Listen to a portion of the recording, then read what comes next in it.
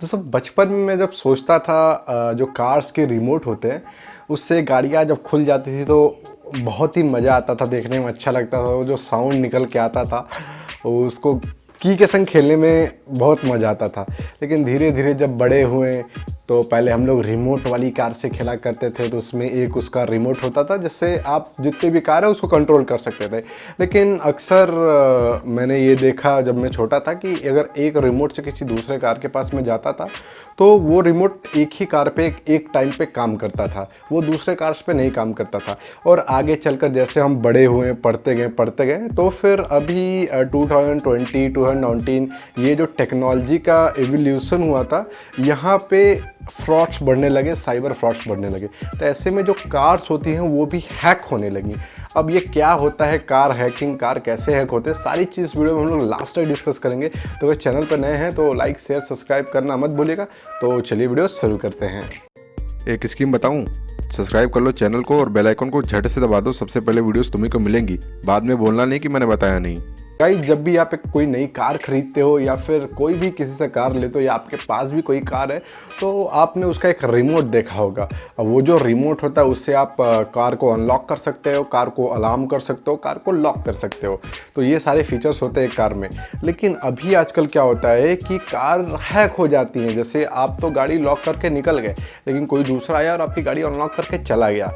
अब ये सब क्या होता है, तो पहले इसके बेसिक फंडों के बारे में बात करते हैं कि एक्चुअली होता क्या है, काम कैसे करता है। जब आपको कोई चीज़ समझ में आएगी कि ये गाड़ी ऐसे चलती है तो आपको पता चल जाए कि आप उसको बिगाड़ भी कैसे सकते हो, बना भी कैसे सकते हैं। तो वही हम लोग बात करेंगे कि रिमोट कैसे कार के साथ काम करता है। तो ये जो रिमोट्स होते हैं वो कुछ वेव्स ट्रांसमिट करते हैं।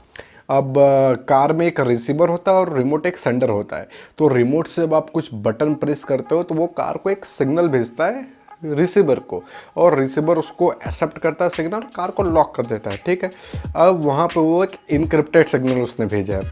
अभी बहुत सारी कार्स में इंक्रिप्शन ऑन हो गया है। पहले इंक्रिप्शन उतना स्ट्रांग नहीं होता था तो ब्रेक हो जाता था। अब वापस जब वो कार अनलॉक करने जाता है तो फिर से एक रेडियो वेव प्रोड्यूस होता है और रिसीवर के पास जाता है तो मैसेज मिलता है कि कार को अनलॉक करना है, तो रिसीवर कार को अनलॉक कर देता है। तो ये सिंपल फंडा चलता है कि आप गए, कार को लॉक किया तो रिसीवर के पास वेव्स गई और रिसीवर ने कार अनलॉक कर दिया। अगर आपने लॉक किया तो कार वो लॉक कर देगा। लेकिन ऐसे में अभी क्या होता है कि इलेक्ट्रोमैग्नेटिक वेव्स जो भी होती हैं या रेडियो वेव्स, वो आप उनको देख नहीं सकते हैं और ये आप महसूस भी नहीं कर सकते हैं। इनके लिए आप एक स्पेसिफिक डिवाइस मार्केट्स में बनाई गई है जो कि बहुत लोग यूज़ करते हैं, हैकर्स लोग यूज़ करते हैं, पेन टेस्टर्स भी यूज़ करते हैं और बहुत लोग गलत काम के लिए भी यूज़ करते हैं। अब ये डिवाइस कैसे काम करती है, ये डिवाइस कोई एक लैपटॉप या कोई भी एक मशीन से कनेक्टेड होती है और ये फ्रिक्वेंसी रिकॉर्ड करती है।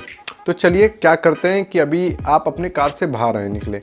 अब कार से जैसे ही आप अपने बाहर आते हैं तो आप कार को लॉक करोगे रिमोट से आपने कार को लॉक कर दिया। ठीक है, अब जो आपका रिमोट है वो एक फ्रिक्वेंसी भेजेगा आपके कार के रिसीवर को कि वहाँ पे डोर को लॉक करना है, जो भी कार है आपको लॉक करना है।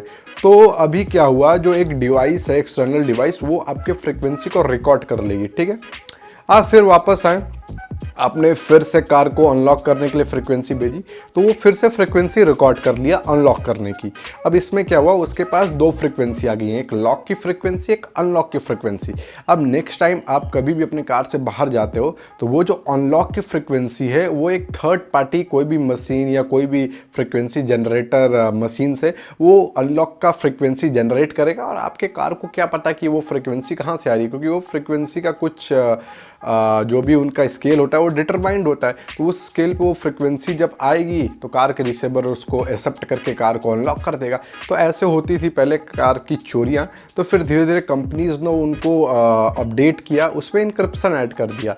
अब इंक्रिप्शन ऐड करने पे क्या होता है कि जैसे मैंने रिमोट से लॉक का बटन दबाया तो वो इनक्रिप्ट होके और नंबर्स में जाएगा। जैसे 3 नंबर अगर आपने माना 0 1 2 तो ये 3 नंबर्स जाएगा। वापस फिर से अगर अनलॉक करेगा वो तो फिर से दूसरा नंबर जाएगा। फिर से अगर अनलॉक किया तो हर बार ये नंबर चेंज होते रहता है।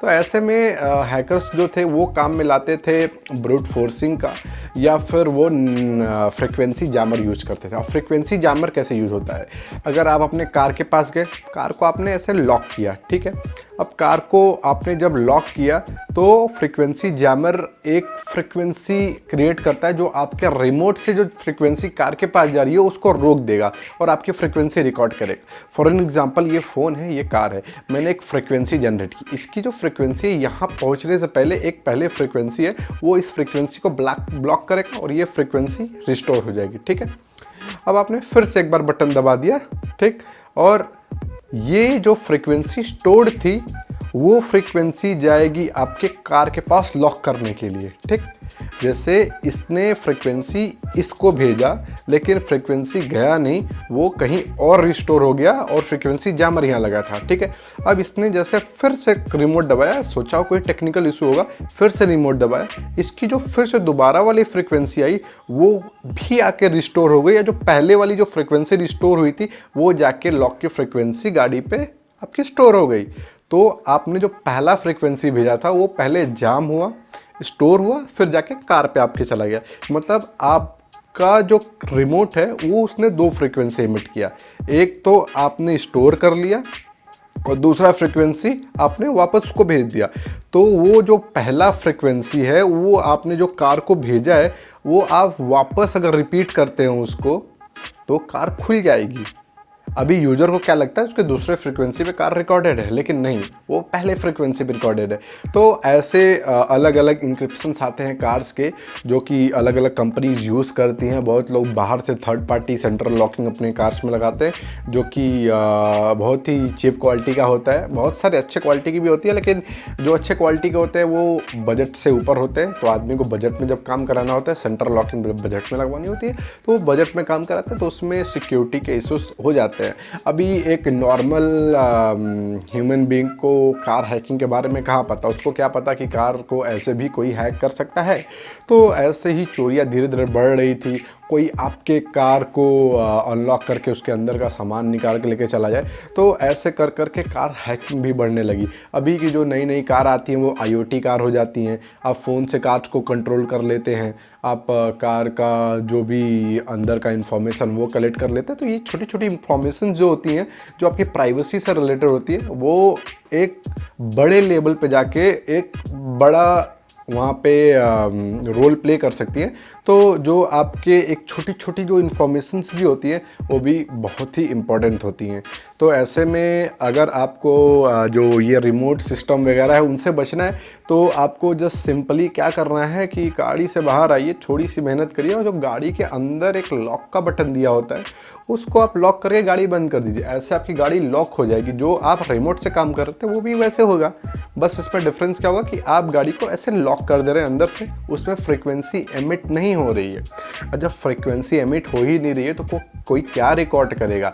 अब ऐसा तब कर सकते हैं जब आप कभी आउट ऑफ स्टेशन हो या कहीं आप मॉल वगैरह में गए हो जहाँ पे आपने नो पार्किंग जोन में गाड़ी खड़ा किया हो, जहाँ पे आपको ऐसा लग रहा हो कि यहाँ पे गाड़ी सेफ नहीं है ऐसे पार्क करना, तो ऐसे जगह पे आप ये यूज़ कर सकते हैं। तो एक छोटी सी वीडियो मैंने बताई थी कि कार हैकिंग क्या होती है, कैसे करके होता है। अगर आपको इसका लाइव प्रैक्टिकल चाहिए तो नीचे कमेंट में बताइएगा, उसके जो भी हार्डवेयर वगैरह है मैं खरीदूंगा और लाइव प्रैक्टिकल आपको करके दिखाऊंगा कैसे होता है। तो आज के लिए बस इतना ही। आशा करता हूँ कि वीडियो आपको पसंद आया हो। अगर तो पसंद आया हो तो चैनल को लाइक शेयर सब्सक्राइब करना मत भूलिएगा। तब तक के लिए इंटरनेट पे बी सेफ बी सिक्योर।